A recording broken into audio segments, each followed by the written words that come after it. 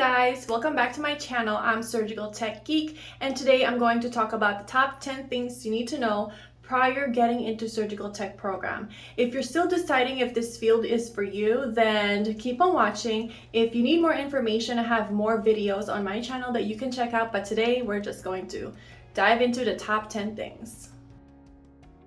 Number 1 is certification. Yes, there is a certification exam at the end of every program, and it is 175 questions. 150 are scored, 25 are dummies. In order to pass it, you need to answer 102 questions correctly.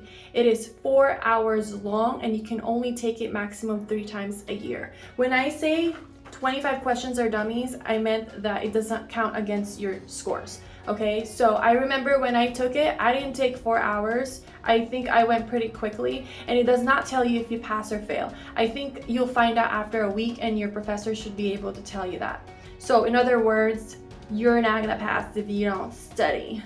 So you can't wing this. You have to focus and study, okay? Number 2 is the minimum math requirements. When I was looking into program, I had to make sure that the curriculum does not have the highest maths involved in there, because you know what, I'm not a mathematician. I'm not trying to be a math whiz or a professor of mathematics. It's just a lot of things just don't maths with me. So when I found out that the minimum basic requirement for this program was algebra, it was like hallelujah, because y equals mx plus b is, I can get with that. Other than that, I just cannot. So if you're looking for a program that does not involve a lot of maths, this is it. All right, number 3 is employment while in school. A lot of schools will tell you and discourage you from having a job while into this program. While it may seem that it's okay when you do your prerequisites, when you go to your clinicals, it gets really hard, because you need to dedicate at least 15 to 20 hours per week for studying. That doesn't include your school hours, obviously the clinicals, and you need to maintain a C+ and above on all your classes and courses, right? So if you have a job, it might be very, very hard if you don't have the discipline, the time management, and learning how to balance it. Okay, those are like the key players when it comes to managing these things. And if you're up for a challenge, it's extremely possible. I've had my colleagues that graduated with me, and they had nighttime jobs during the whole program, because you know, bills gotta get paid, the kids gotta get fed, and you gotta do what you gotta do. And so I'm not saying that is impossible, but it takes a lot of discipline to do this program. So if you're up for that challenge, you can totally do this, and you can do it, because I believe in you. All right, so the 4th one is the core classes. So if this is your first time going into this program with no prerequisites, obviously you need to get those prerequisites in and just pass them.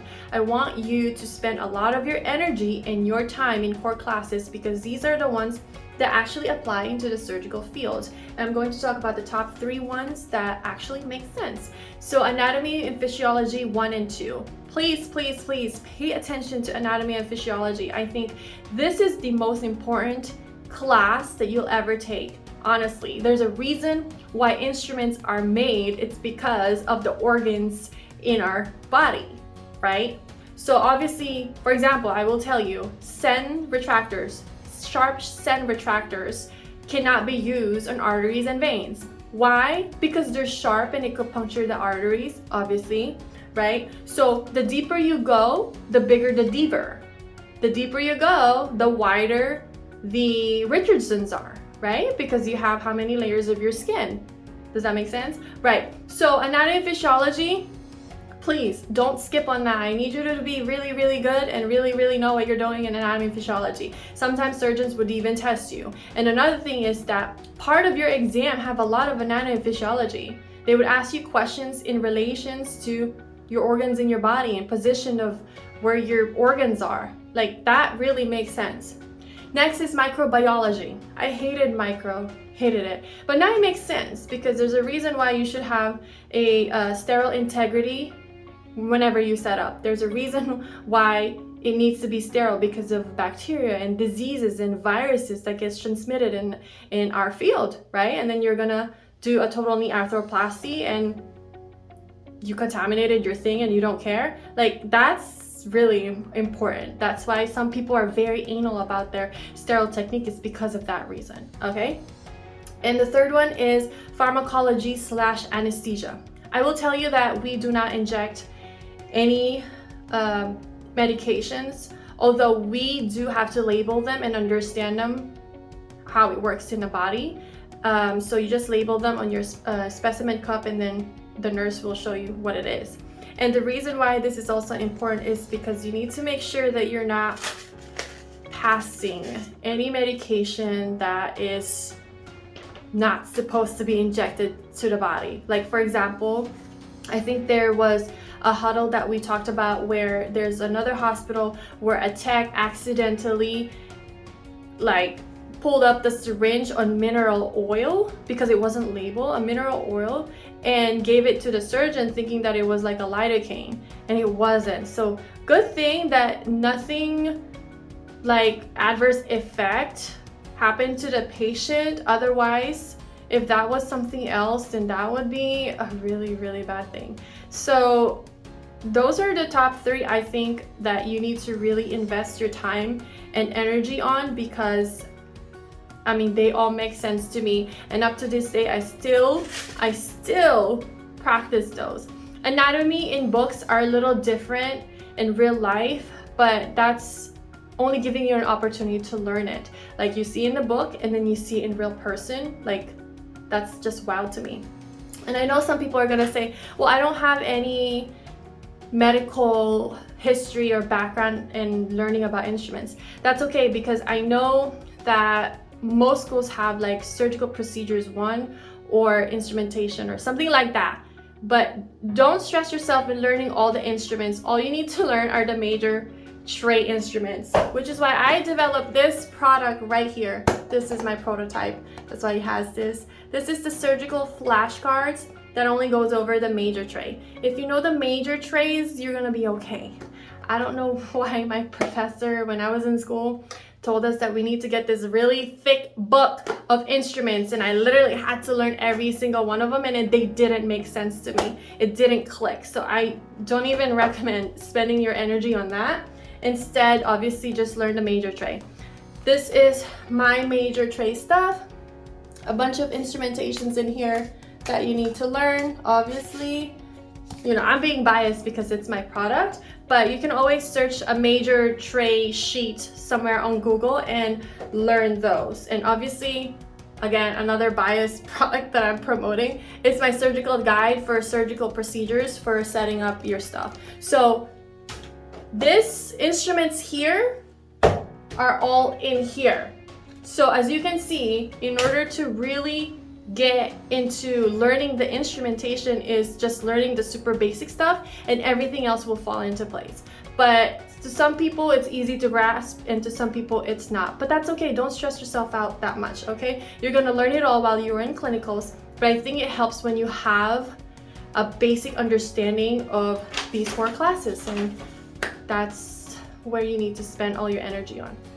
All right, moving on, as your number 5 are types of diseases, okay? We're dealing with the sickest young people and old people, okay? You're dealing with blood, saliva, urine, feces, amniotic fluid, and sometimes all of that all mixed together. You're gonna see rotten foot, leg, toes, fingers, all kinds of different parts of your body, different types of smells, okay? And I can only imagine what the trauma techs are going through, because you're dealing with gunshot wounds, you're dealing with motor vehicle accidents, you know, those people that are in their bikes and they weren't wearing a helmet, or vice versa. So you're gonna be exposed to all kinds of things like that. And if blood right now scares you, I don't think this is a field for you, because it's gonna be a whole lot of things all mixed together all at once, and you see it real time. You get to feel it, you get to touch it.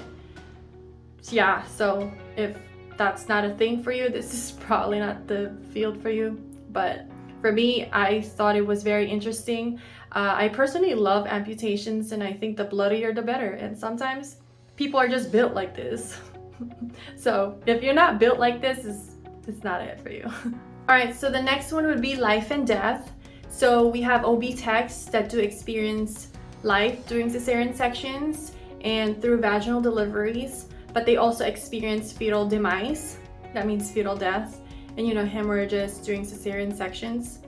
They also experience death with older patients or young patients. Like pretty much everyone have the possibility of coding anytime during surgery.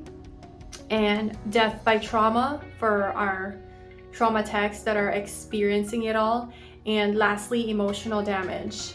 A lot of us in the field that's been doing this for a while have been so callous to these types of experiences, but I think it is just part of the job. And so these are the things that you just have to think over before coming into this field. But I think once you start doing it for quite a while, you should be fine. But in the beginning, I'm not even going to be surprised that you're going to be shocked and overwhelmed in the beginning. But that's okay, as long as you keep in mind the main reason why you're there is to save the patient.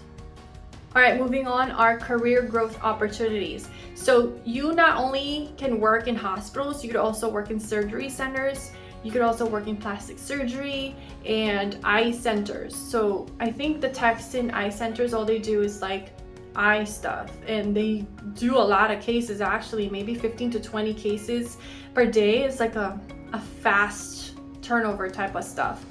And in terms of like moving upwards, you could be a CSFA. You could go through PA school or even be an ortho or neuro reps. So when you're doing like neuro cases, you could always talk to the reps there and see, how to get where they are. And I guess, ultimately you could also be a nurse. You could be a scrub nurse as well, right? So there are career growth opportunities for this field, and you're gonna get into a lot more once you start working there, because the only reason how I found out about being a PA was because our surgeons have PA as their assist. So that's when I asked questions and how to do it and stuff like that. So you're not locked into a box or anything. There are opportunities. So if you just need to get started and be in a medical field but not like a nurse, then this might be the field for you. All right, so speaking of growth opportunities, you could also be a travel tech. I pulled 5 states with average travel certified surgical tech weekly pay from hcttoday.com, which is a travel certified surgical tech pay rankings and cost of living by state. So let's do one. For example, Montana, average weekly pay is $17.77. Highest hourly is $73 an hour. Their cost of living rating index is 94.1. So if it's closer to 100, then that means it's pretty high cost of living there. Next is Oklahoma. Average is $1,700. Hourly $64 an hour, and cost of living $89, which is not bad. Average for California is $1,500. That's quite cheap for California. Highest hourly is $87, and cost of living is a whopping $114.4. So that is very expensive cost of living there. Arizona, average weekly pay $14.85. Highest hourly $50. Cost of living $95.9. Almost 100, but not quite, but still look into that. Kentucky, average is $13.51 weekly. Hourly is $51. And cost of living index is 87.8. So if you do the math, it is higher than actual staff tech pays. But remember, sometimes money is the motive to do this, and it pays, okay? I guess this is just average. So if you have more experience and you have more specialties, you could make more. AKA traveling CVOR techs makes money. I believe it's in the $90 an hour for CVORs, and the hours vary by state or by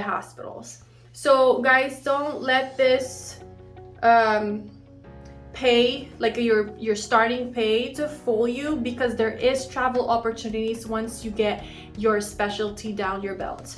And yeah, if you're interested in that, this might be for you. Okay, moving on, the 9th is saving lives. So obviously we do save lives. That's why people do their surgeries, is because they want their life to be a little better, right? If that's the goal, then you're fulfilling it. And it's nice, you know, you have sick patients that come to the OR and you feel bad for them because they're going through so much pain, taking so much medication. You know, I feel so bad for like the older people that can't walk anymore because their knees are just so bad, and then their hips are like disintegrating in there. So, you know, you put all these implants, and then after that they walk and have a better life, extended life. I mean, it's quite fulfilling if you ask me. And the other thing is cesarean sections. You're literally, you know, experiencing life in front of families that maybe this is IVF, or maybe this is first baby after, you know, trying a lot, and maybe a rainbow baby, or maybe a NICU baby. Like, it's just an amazing feeling and a fulfilling feeling when you perform surgical procedures to make patients' life better.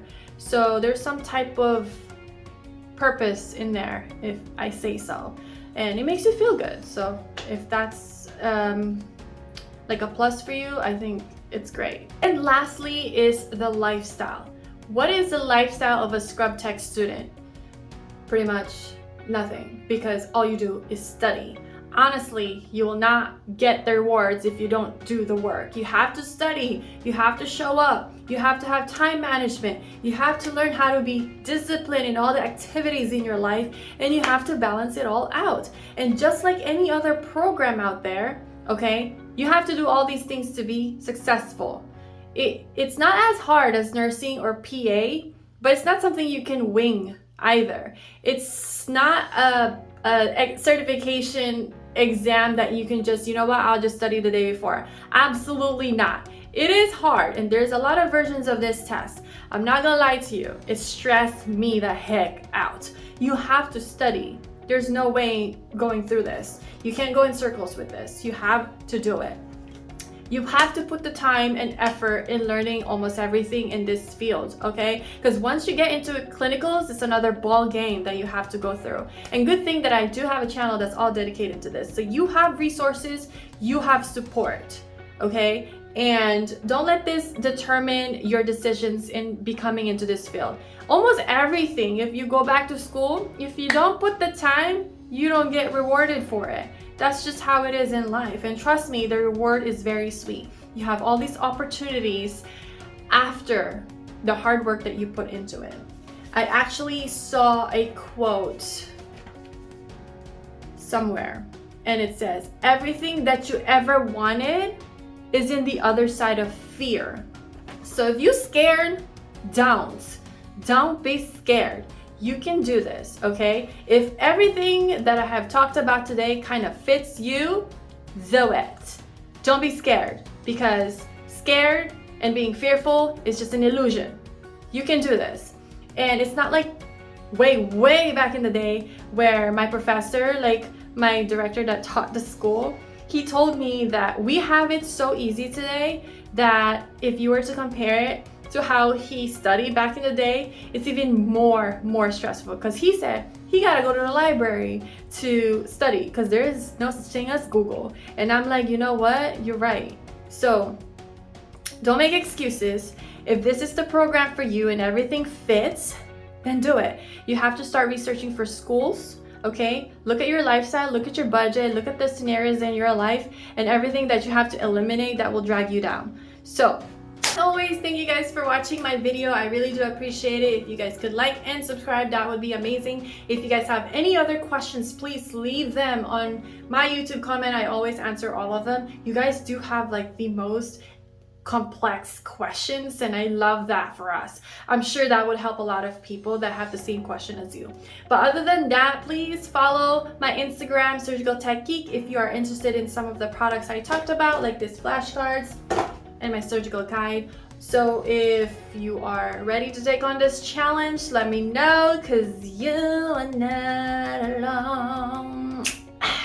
I'm here with you. Yeah, as always, good luck, future SD. Bye.